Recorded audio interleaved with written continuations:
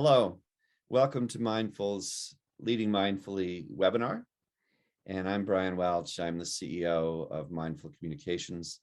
It's a pleasure today to be with my friend Rick Erwin, who is the CEO of Adstra, one of the larger data management agencies, and as a matter of fact, our data manager for Mindful.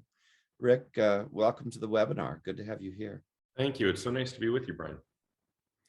You know, it's felt like kismet that Rick and I were just chatting one day, and it came up that he was a practitioner, that he had a regular mindfulness practice, and that it informed the kind of business person he was.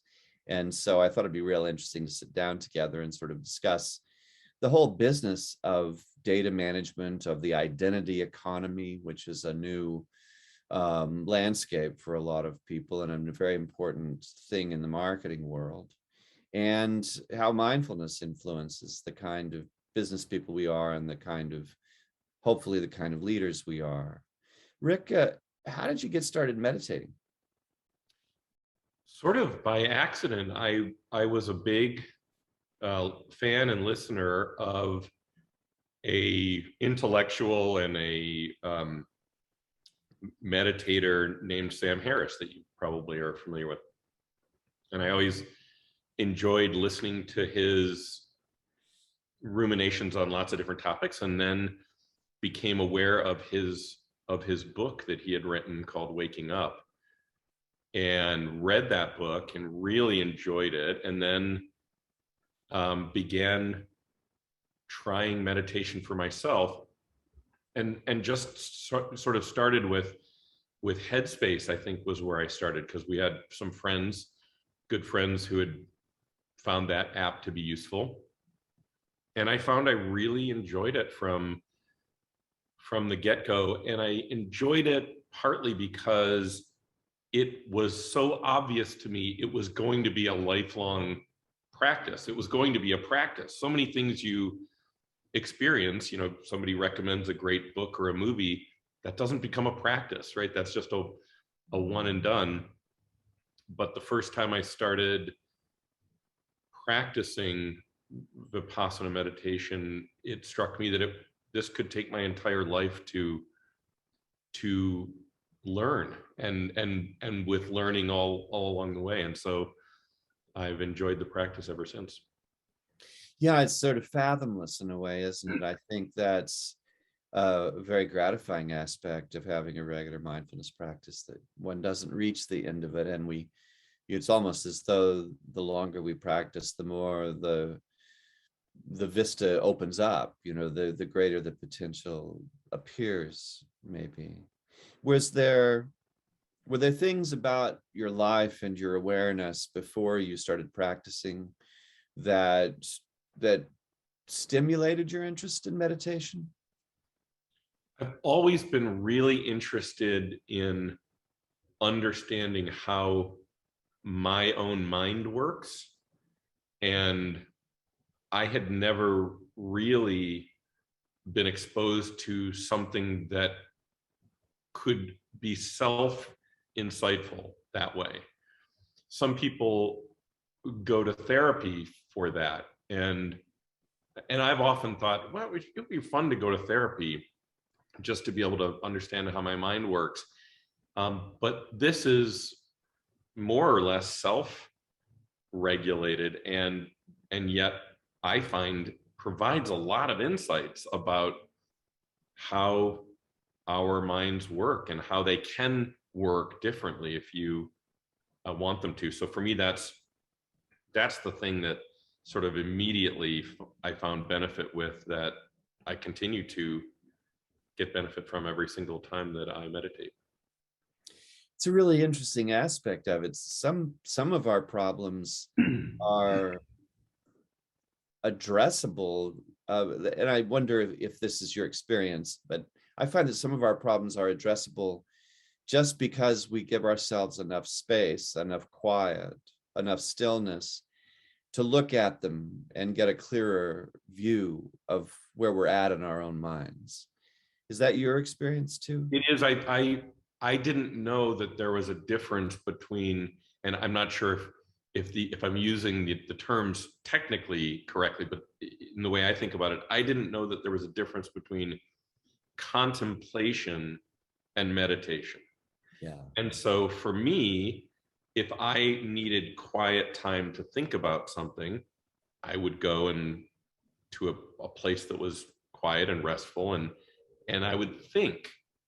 And I believe a lot of people who are less familiar with meditation or haven't tried believe that meditation is thinking with your eyes closed. And one of the things that I've learned is that contemplation has a place in my life for sure, and I'm sure in most people's lives, but there's this different place, which is mindfulness meditation, that yields a whole different outcome. I never solve a problem in my life in a meditation session. It's a different thing. That's very well put and an excellent point. And there are, there are practices, contemplative meditation practices, Yeah. where typically I think you start out in pure shamatha or vipassana meditation, and then give yourself a point out there in time where you're ready to settle in and think about your problem. Right. That's an experience I have yet to have, blending the two. That would be a fun chapter at some point in my meditation journey. It can be cool. Why don't you explain for us, from in the way you do, what Adstra does, your company? What Adstra does is helps brands connect and communicate better with their consumers. And because we help brands to do that, we also help partners that brands rely on, like their agency or their various providers. And we do that through the specific application of this very sometimes counterintuitive and hard to understand world of data. And for us, when we talk about data, because the whole economy works on data now, the type of data that we're referring to at Adstra is data about who consumers are and what can be known about them that can help the brand serve them better. And does that have a benefit for the consumer as well?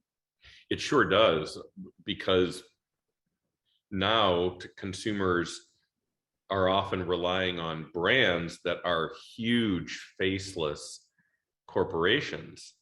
And yet we're trained, and rightly so as consumers, that we are king in this country. The customer is always right. So the challenge is for the brand, that is often a very, very large, sometimes global corporation, to be able to interact with the consumer as though they know them and have a real relationship with them. And even though that's never going to be like the corner store owner who you've known since you were a kid, it's not going to be like that probably. Consumers do want there to be an understanding of their history with the brand and their loyalty to the brand and how they interact with the brand, because we're all time impoverished and as consumers, and we don't have time to teach the brand all those things about our preferences. So it really does have benefit to the consumer in feeling like you're known to the company that you're spending money and often relying on for various things in your life.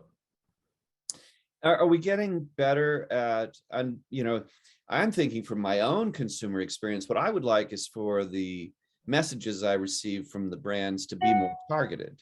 I would like them to be more aware of what it is I'm really interested in. Is that still evolving? Because it's like, I'm thinking of like Amazon. I bought some underwear on Amazon, and so for 3 months I was every day getting ads about underwear, but I already bought the underwear. I'm not like an aficionado or something. I just needed some shorts, right? You're not an underwear collector. I'm not a collector yet. So are we getting better at that? Is that something that's evolving over time? We are, in a number of ways, we're getting better at that. One way is more and more of the consumer economy is made up of direct relationships between the brand and the consumer. And if you think back on most of our life history, certainly the first part of our life, there were very few products, consumer products, that were routinely purchased directly from the manufacturer.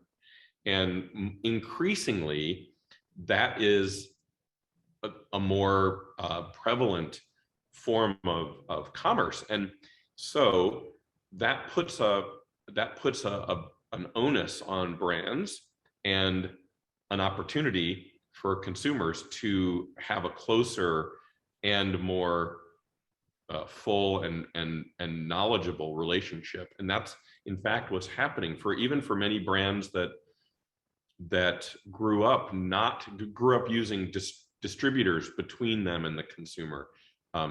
Consumer packaged goods companies are a good example. Even those companies are increasingly doing more business directly with consumers. And that's one way that this bond is getting closer. Another way is technology.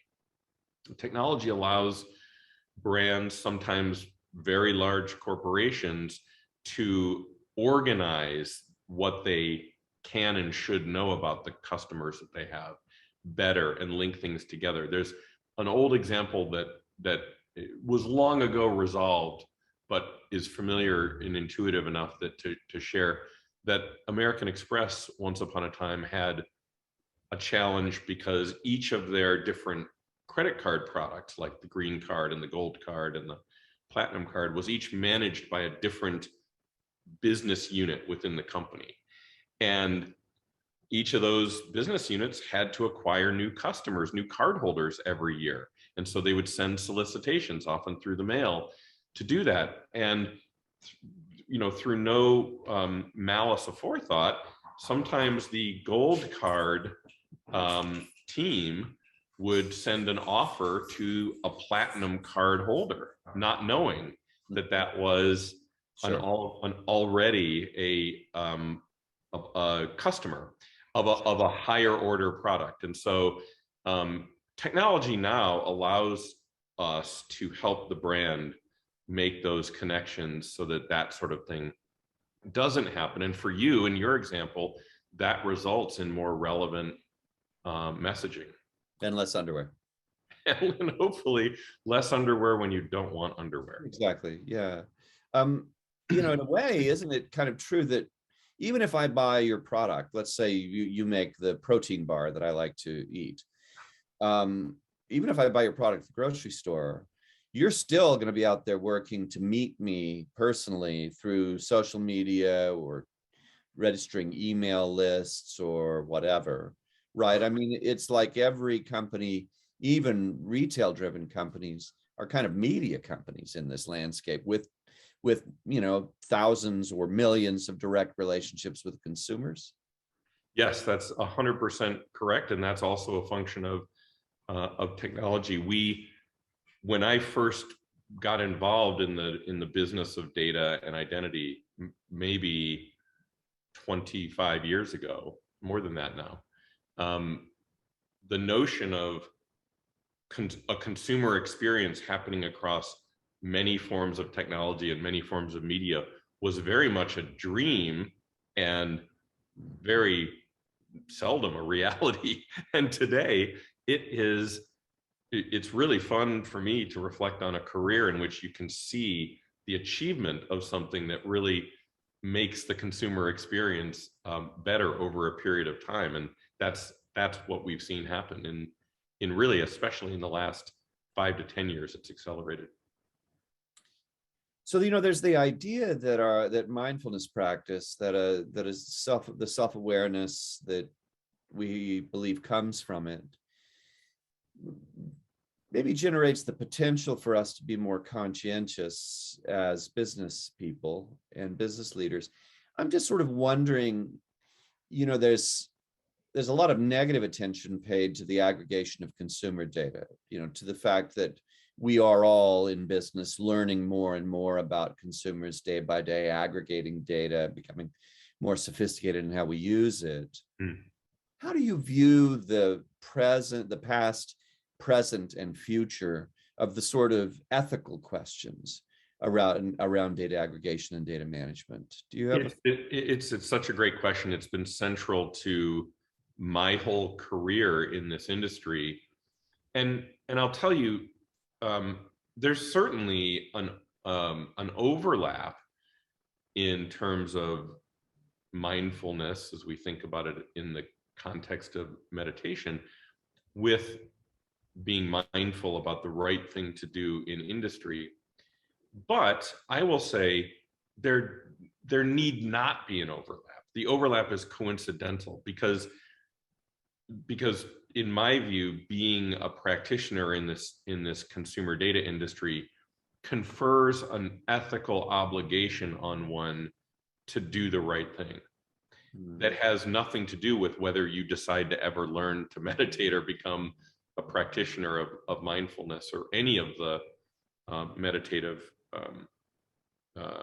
sciences or arts. And so maybe this is a function of the first company I worked for in this industry, but I've always thought it was a very, very serious obligation to be extremely thoughtful about managing consumer information well. So, for example, one of the implications of that in my industry, in my company, is we don't manage the kind of information that generates a ton of controversy around social media, for example. So we're right now hearing a tremendous amount of rather disturbing, from my point of view, revelations about what a social media platform can do to move millions of brains via the limbic system in a direction, whether they're trying to or not. That is because the data that is being used to do that is the very most precious personal information, which is what you read, what you do with what you read, how you share with other people what you read. Well, my company doesn't manage that kind of information. The kind of information my company manages is that which is publicly available or permissioned by the consumer. And it tends to be much more descriptive information that if you were walking down the street past a consumer, you could observe yourself about them. And that is a whole different kind of information that, in my view, is very useful for building relationships between brands and their customers, and very unuseful if you want to foment an insurrection or right. get a million people to to vote a certain way. It's just not something that I've ever had any interest in managing or being a part of, frankly. Yeah. I just want to remind everybody that we'll take questions at any time. And here on Zoom, you can just open the Q&A panel and type a question in, and we'll see it right away. And I'll try to attend to as many of those as we possibly can. We'd love the give and take, though. So saying all that about, how the social media drives the limbic system and the limbic system drives the social media, do you think maybe there should be a limit to the data that the social media platforms are collecting on us, the behavioral data? Yes, I mean, this is a very big and complicated topic, but the simplest answer is these companies are publishers. They should be treated as publishers. Yeah. You know about publishing, and you have responsibilities in your business as a publisher. And there's a reason why the social media platforms have very specifically gone out of their way over the years to say, we're not publishers, we're a technology platform. We don't publish anything. And of course, most people, I think, know that that's not the case. And it's convenient when your technology platform and the infrastructure, specifically the algorithms that are able to decide what a person sees and what what they see in relation to what they've done. That infrastructure is actually there to publish information for people to read, and it's just convenient when there's so much of it, and it would be so hard to be a responsible publisher. It's convenient to say, well, I'm not a publisher, because it really would change the economics of the business model. Probably, you could argue, would destroy the business model from a financial standpoint if those companies had to behave and be as responsible as publishers have to be.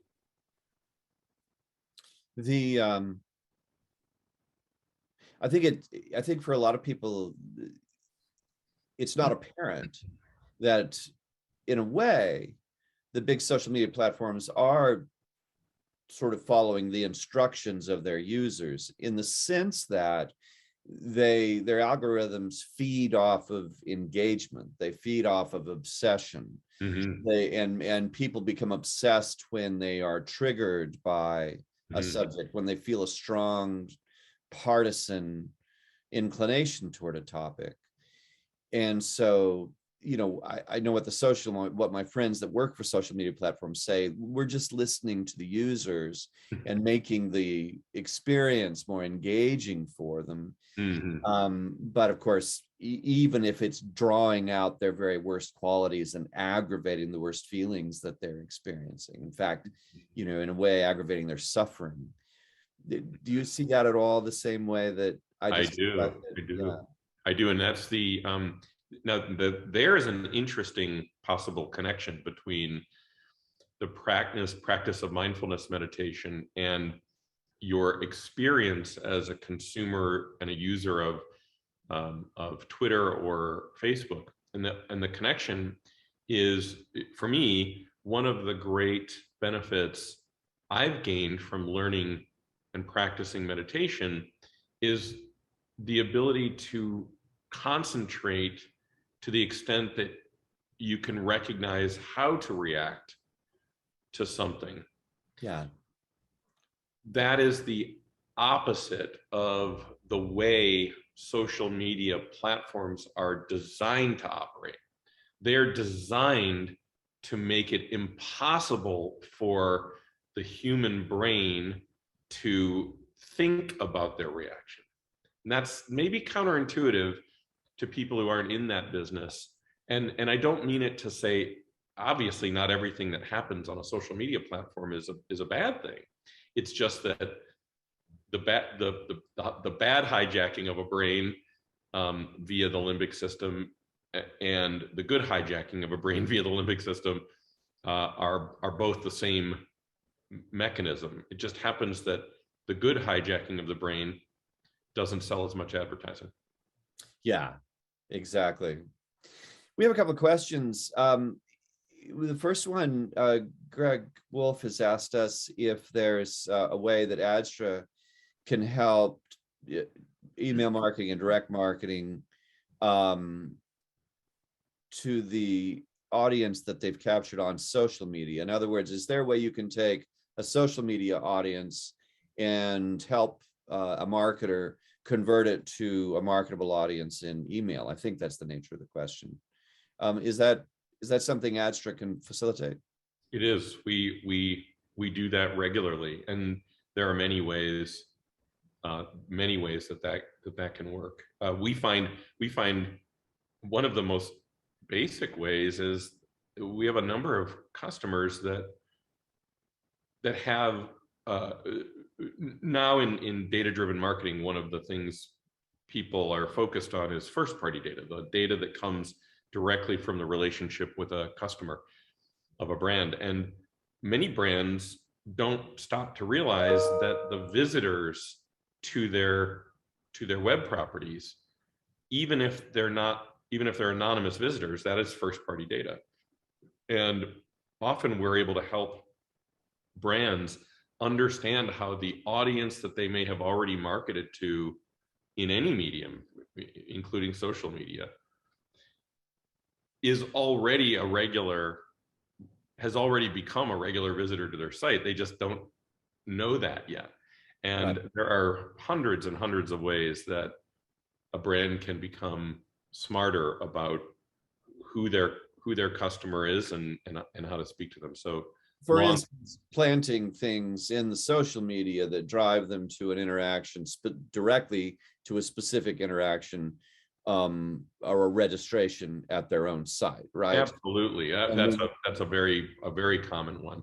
Just to give a sort of fundamental example, you put things in the social media that aim people at a very particular point of engagement on your site, so that everybody who lands there is being funneled from the social media. That's that's a great example, because that's the case where that type of product lends itself to an immediate conversion from an ad.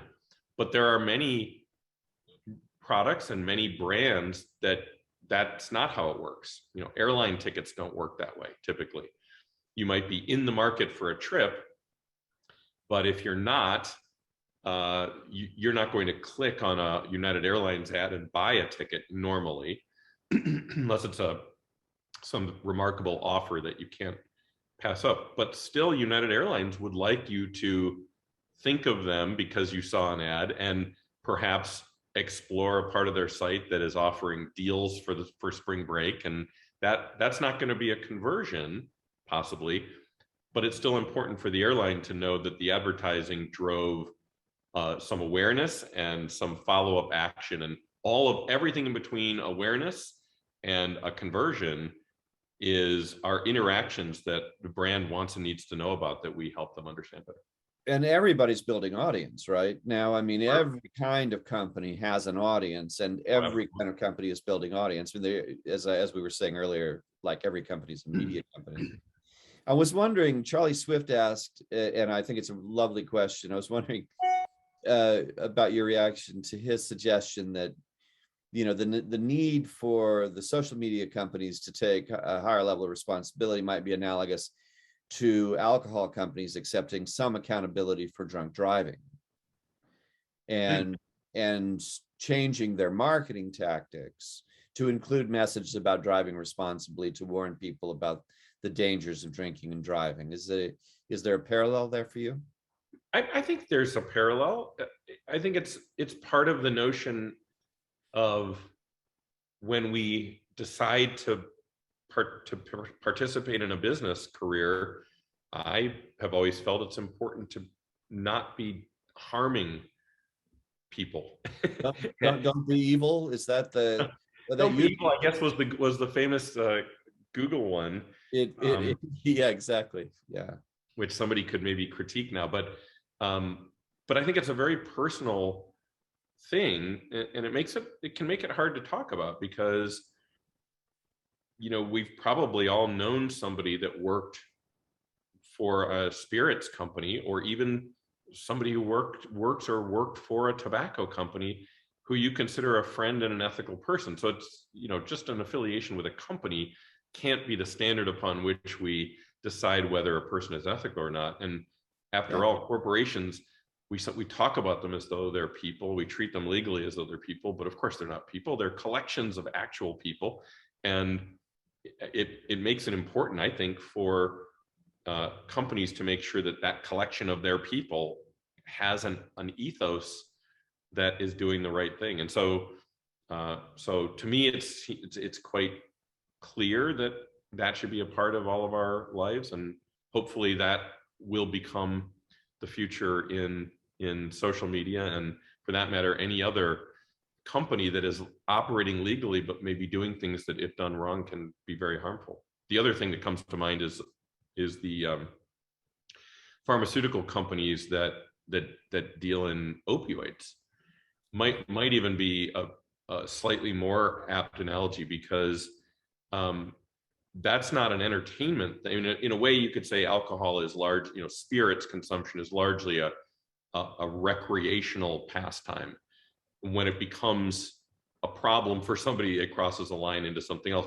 But opioids, for the most part, when legally used, are meant to be therapeutic.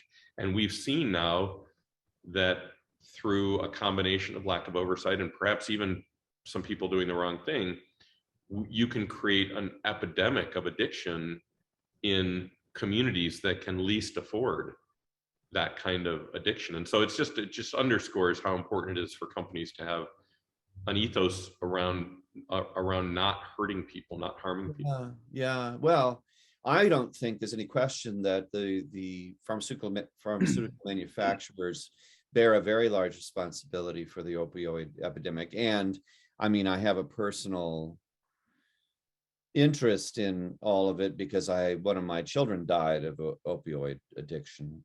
And the fact of the matter is the big insurance companies can give you real precise numbers of how many painkillers are going to be prescribed in a given period of time for the normal clinical reasons. And that's something that the actuaries track year in and year out. We have mountains of data about it. And those people manufacturing those drugs knew that they were manufacturing many orders of magnitude more than the clinical landscape would dictate. And then they were, of course, driving the sale of those drugs very aggressively through their marketing. So I kind of think their culpability is pretty clear. Yeah, and the parallel that I'm drawing back to social media is much of what goes on inside social media companies is very, very good. I mean, just think about sure. Well-meaning and appropriate political organization across the whole political spectrum is made more effective by social media. I have a cousin who said this to me several years ago. We were talking about this same issue, and she said, well, it makes knowing where to show up to support a candidate so much easier. That's all for the better of our society. Now you compare that, which is a perfectly good thing, to what we now see on company letterhead, on social media company letterhead from the whistleblower documents, and they're in possession of information about foreign countries literally being effectively overthrown with a change in government because of the very same, technology, if you will. So there clearly is an ability to let the good one flourish, the benign one flourish, and find ways to reduce or even choke out the malignant ones. Yeah. And therein lies the ethics.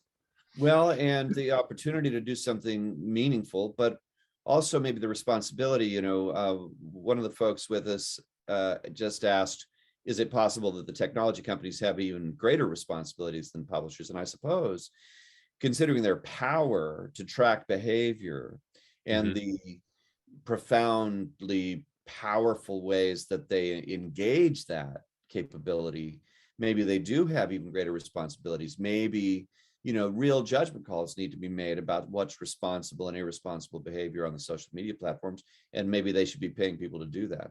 It's an excellent point, and look no further than the user count in these companies.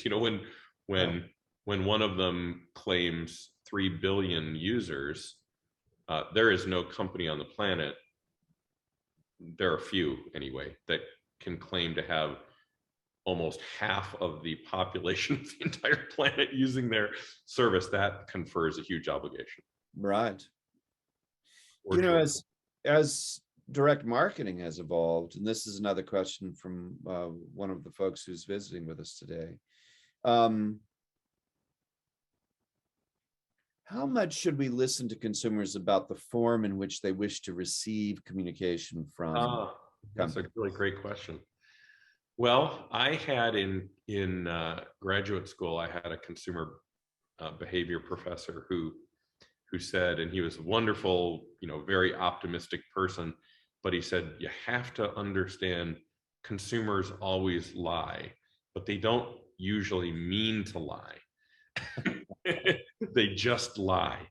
And I found that to be true my whole career. I'm laughing, I'm sort of smirking because I'm remembering some talk show, one of the late night talk shows did the thing, it might have been Jimmy Kimmel, did the thing where they did a person on the street interview, but the person on the street didn't know that underneath the sidewalk, they had put a scale that could actually weigh the person as they were being interviewed. and they just did this thing to say, they'd ask them a bunch of questions, and then one of the questions was, how much do you weigh? And they would Yeah. have off to the side the actual weight as registered by the scale, and every single person lies. Now, obviously, that's a sensitive topic, but it turns out consumers will often express a preference and then almost immediately will belie that that's not their preference, and Oh they're not, yeah. and not out of maliciousness or an attempt to No, hide. It's just no. something we're not thinking about every Oh. decision we make every day. Well, and the fact, we laugh a lot about the similarities between, let's say, blow-ins, those cards that you've Sure. Yeah. always put in magazines that people can use to subscribe, and interstitials on the website. And there's a Yeah. parallel there, because if you just ask, I mean, it's the thing people complain most about. Why do you put those cards in? They fall out. It's super irritating. And interstitials. Those interstitials drive me crazy. They keep popping up. But the fact is, both blow-ins and interstitials have historically been incredibly valuable. Yeah. People really do utilize them to engage with us in big numbers. And, we can hardly imagine doing without them. But if you did a poll of consumers, they all hate them. And I suppose maybe what's going on there is, I've hated every single one of those cards that fell out of magazine, except the one that fell out the day I wanted to subscribe to that magazine. Yes. Well, I'm glad you brought it up, Brian, because it's one of those topics that has informed my own sense of ethics, what's right and wrong in this industry. And I don't know that I can put some quantitative valence on this, other than to say, I have always just decided for myself, as with my fellow leaders of the companies where I've worked, what the reasonable standard of potential harm is. You heard me earlier say it's important that we not harm our customers or consumers. And to use your example of a blow-in or an interstitial, I just decided a long time ago, I don't think those represent harm to a consumer.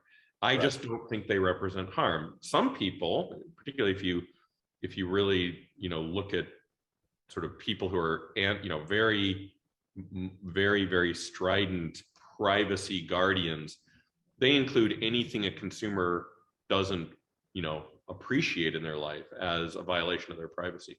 I personally just don't agree with that definition. I think that our society runs well when we have reasonable standards of what a person should be able to avoid in their life and what a person should just take in stride.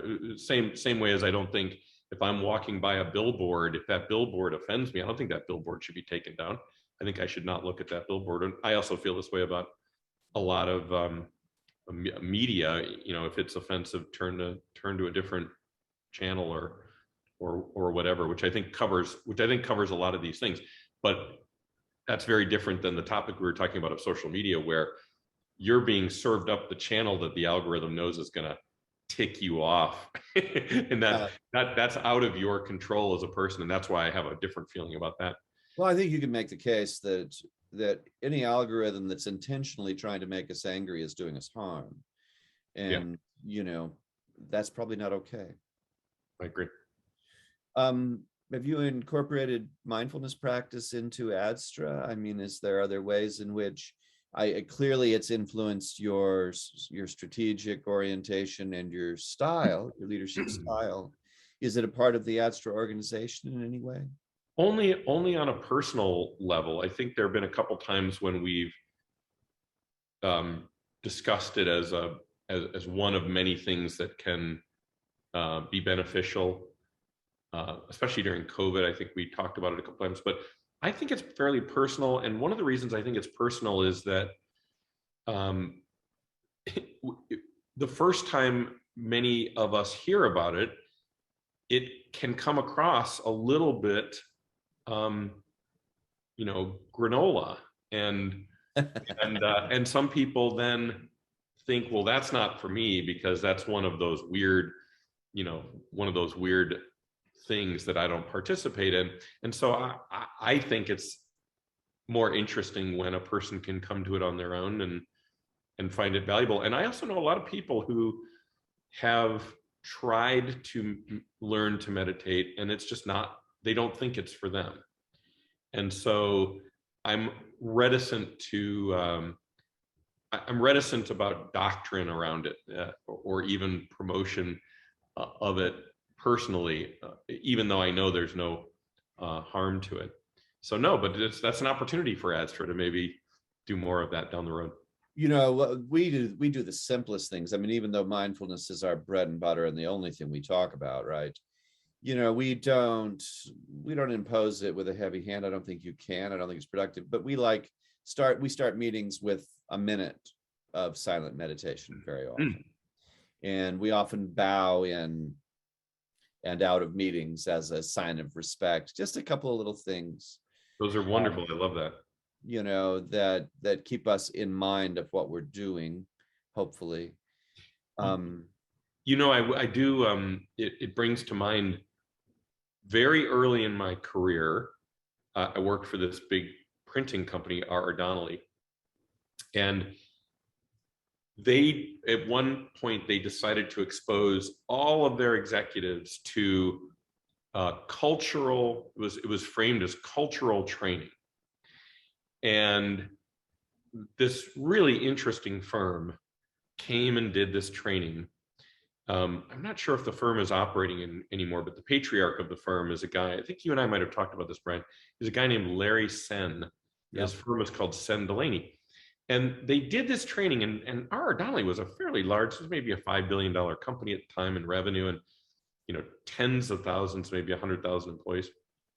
And so this training was very expansive, and it was technique based. And so, as an example, one of the techniques was this notion of be present, 100% present in whatever you're doing.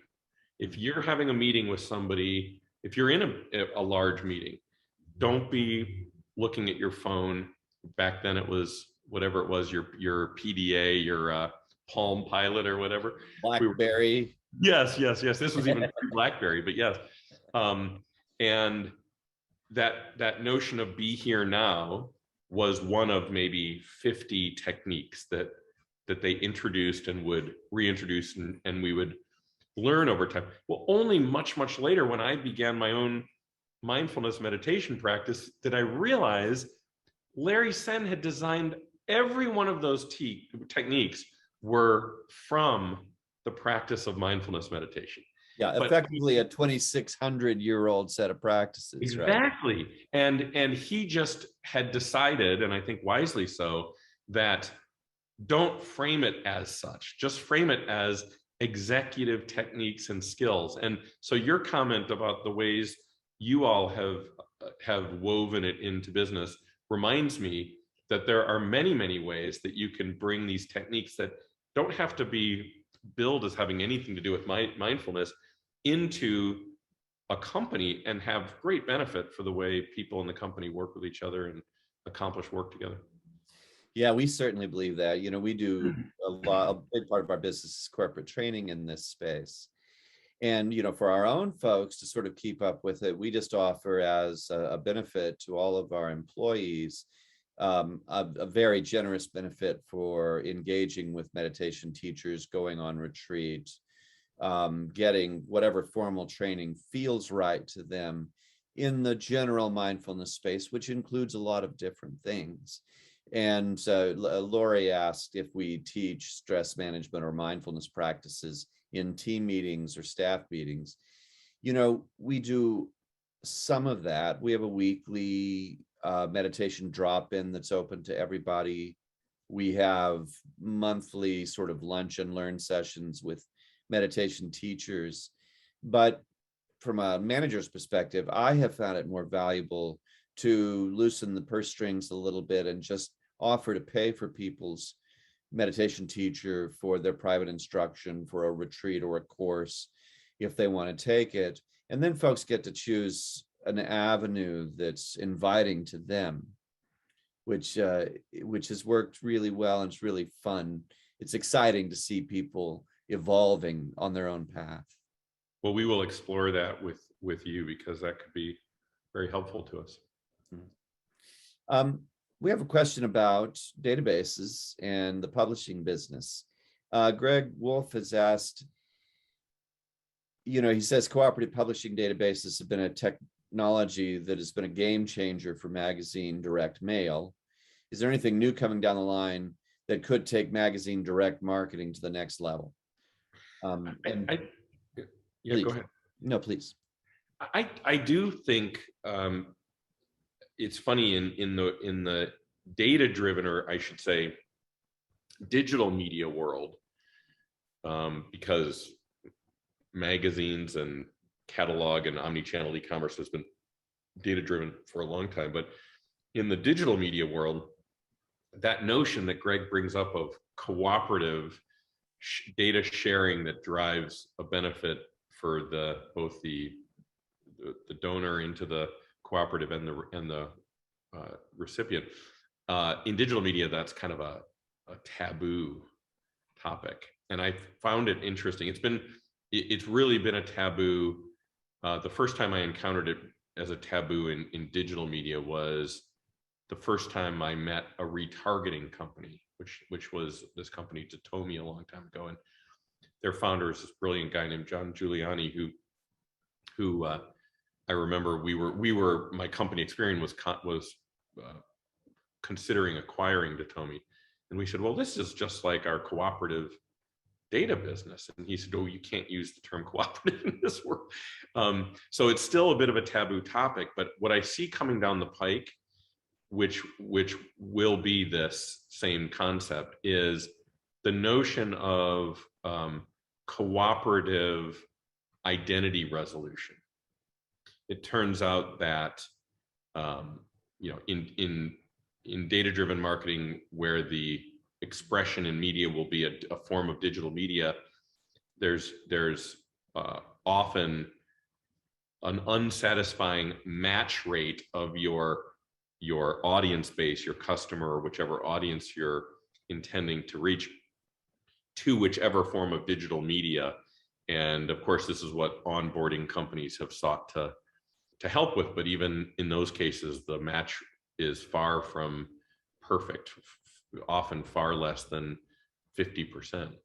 And I think this is an area where coming down the pike, we'll see a lot more opportunities for brands to only share their identity connections, not the transactional information that might also be valuable, but would actually predict what the person might want to buy or read in the case of a publisher, but just to get all the different forms of identity that exist in the digital landscape, to get those resolved so that the publisher can better reach individuals that are likely to want to interact with their brand.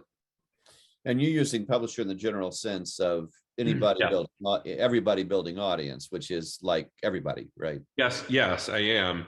And also specifically underscoring it in the magazine context that Greg raised in his question, because I think it's a very, very large opportunity for what we used to think of as magazine publishers, and we now think of as omni-channel media companies. It's a big opportunity for them as well. And we all know that many of them are struggling in the face of social media to remain viable and relevant. So we have one more question from my friend Connie. She just is sort of wondering, why is the internet so noisy? Why are the social media platforms so packed full of points of engagement, websites packed full? I mean, she sort of longs for an aesthetic experience with more space and more white, in a word, white space in the digital environment. Why do you think so much is packed into every page? Why is the noise level so high? Well, at the risk of oversimplifying, I believe it's because there are two internet economies, one that has been dominant and one that is on the ascendancy. And Connie will really like the one on the ascendancy, or at least she might like it better. The one that's been dominant is the advertising economy, or the advertising based internet, where all of that stuff that we now have access to was made possible, most of it, because advertisements were paying the freight. This is, of course, how radio started and how television started and became powerful media. And now, of course, we see, just as we saw what happened in radio with satellite, went to a subscription-based offering with fewer ads, and television initially went to cable, which was subscription-based with no ads, and now, of course, there's ads on cable. But increasingly, you're seeing Netflix and the streaming services are once again resetting the clock with an ad-free experience where you get to decide how cluttered you want it to be. Yeah. That subscription-based internet economy is really on the ascendancy, and I don't think, my personal belief is the two will always coexist to some extent. But for And those, maybe fluctuate in kind of a cycle, right? indeed, I yeah, think over the indeed. course of our careers, we've seen subscription-based economics improve and then collapse and then Yeah. again, and that's the pattern, right? And I think that pattern will, there's no reason to believe that pattern won't continue. But the great thing for Connie and others who want a less cluttered experience is increasingly you can define what you're willing to pay for and how you want that content to appear in front of your eyes. And that's a great thing for consumers who care. And obviously there's a little bit more of a cost associated with that. So it might not have the same broad-based appeal that the advertising-based internet will, but it's an option available more and more now to all of us who can afford to pay for that content. Thank you so much for joining us. Is there anything else you'd like to cover while we're No, thank you for the great work you all do, and you're a great client of ours, and we're just thrilled to intersect in more ways than just our normal business relationship. So thanks for having me. It's nice to work together. And thank you all for joining us. It's fun to get to talk with you and have you in the room, in the virtual room with us for an hour. So again, this is Mindful's Leading Mindfully webinar, and I'm just very proud to be part of your community. Have a great day.